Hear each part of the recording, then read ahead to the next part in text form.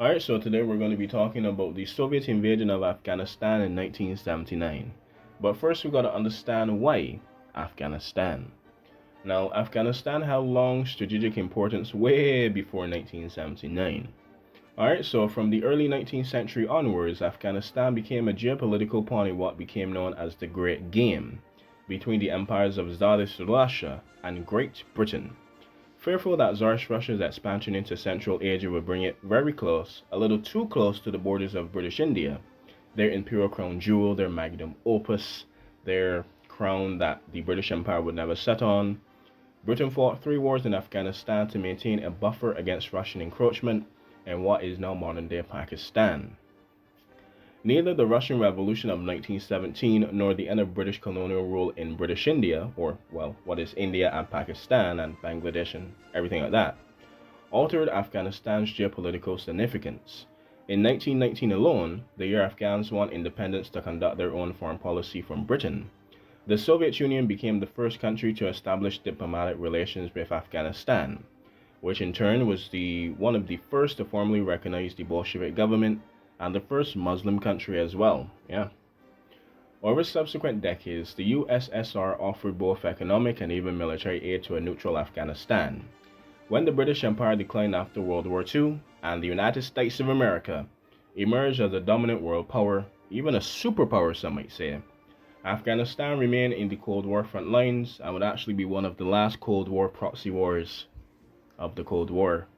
Yeah, a bit oxymoronic, but Moscow struggled to lock in Afghan alliances and support. Why doesn't he see that I am his best friend?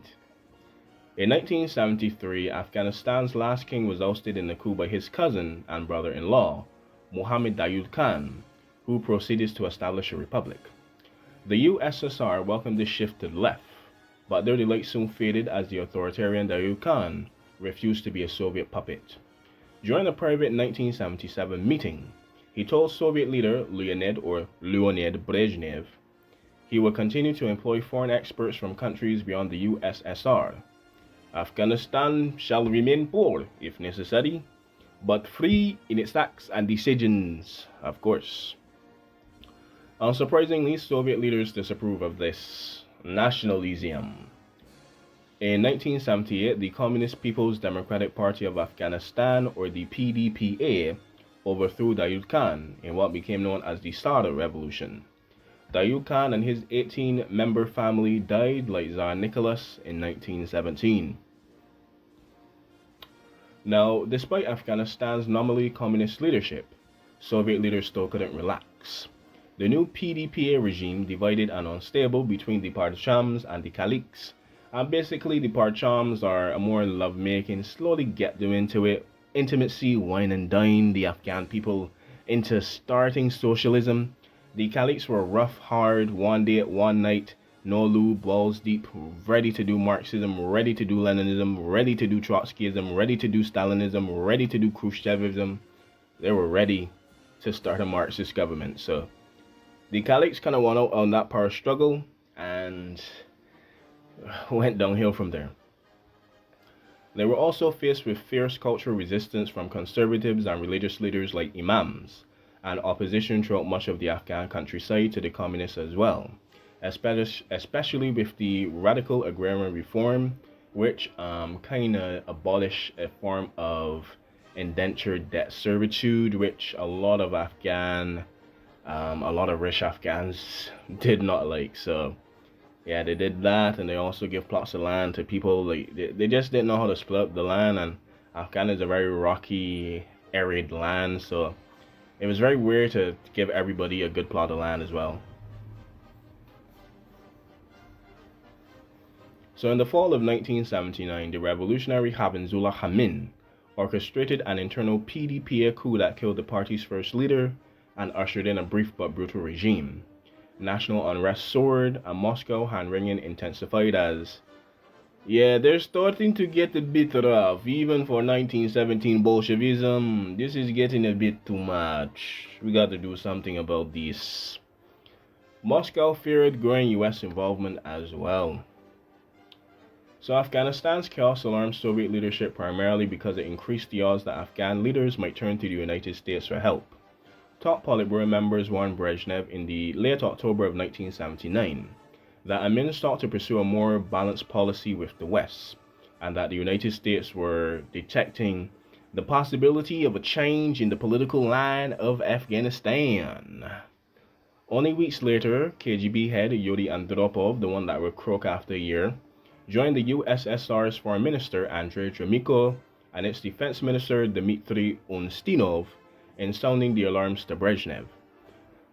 They persuaded Brezhnev that even if the Americans weren't actively trying to undermine Soviet influence in Afghanistan, Amin's ruthless and unstable regime would create weakness that the United States could later exploit, or just have an unstable neighbor at the border. I don't know, Brezhnev, like, do you really want a crazy guy, not with his finger on the red button, but you just want a crazy guy letting crazy people do crazy things, especially in Central Asia? This is not good, Brezhnev. You got to attack them now, Brezhnev.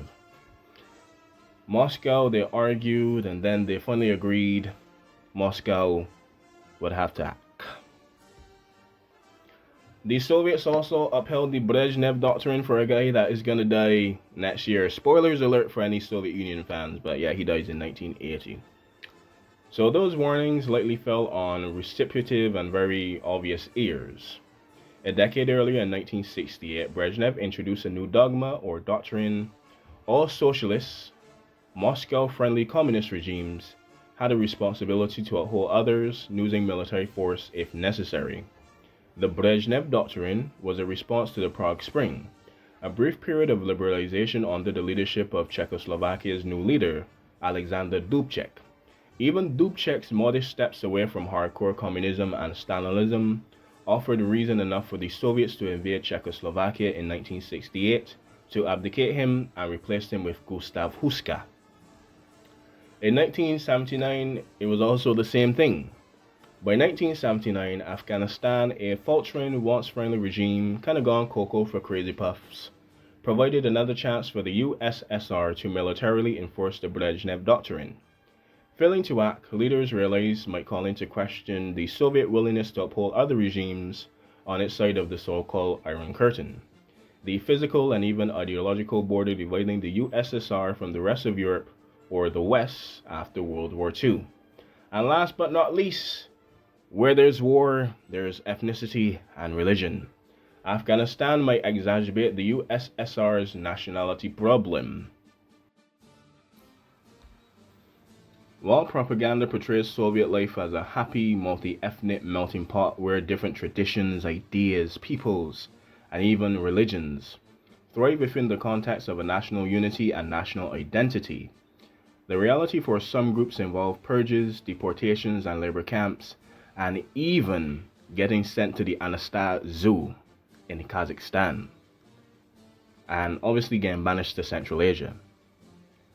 To the Soviets, any dissent or shift in alliance or allegiances from Afghans, even those professing to be communists to the very end, posed the risk of sparking similar moves in adjacent states like Uzbekistan, Turkmenistan, Tajikistan, Kazakhstan, and Kyrgyzstan, which all shared ethnic identities, religions, and history with Afghanistan. And to have the Central Asian people rebel and start civil wars before post-Russia and post-Soviet Union, as a wise man once said, that would not be very nice. That would be like handing guns to a monkey in the Anastar Zoo massacre. That would not be very nice. And yeah. So with 2020 hindsight, and 2020 vision is always a blessing, but also a curse as well, because you can learn from the 2020 vision or be doomed to repeat 2020 vision again. It's easy to conclude the launching of an invasion of Afghanistan to prop up a unpopular, very aggressive, and very unstable regime was a foolish and doomed venture from the start. To Soviet leaders in Moscow during the short winter days of December 1979, however, the decision to just do it like Nike seemed logical, and in some aspects, unescapable and inescapable. From everything we have pointed out, from the great game of the 19th century to the fears of the US involvement, to Moscow, trying to lock in Afghanistan, to Moscow, struggling to lock in an Afghan alliance and secure Afghanistan as a communist nation, to the US getting involved, to the fears of Moscow, and to uphold a doctrine that only worked once, and it actually didn't even work because in the end, Alexander Dubček would elect Velvik, or yeah, he's like Velvik, Wotag Velvik, something like that. But and of course, the exacerbation of the U.S. nationality problem, which was a problem to begin with before that. Yes, that is the KGB on the Harley Davidson coming to arrest me for speaking ill against that. Okay, it's gone now. So with that being said,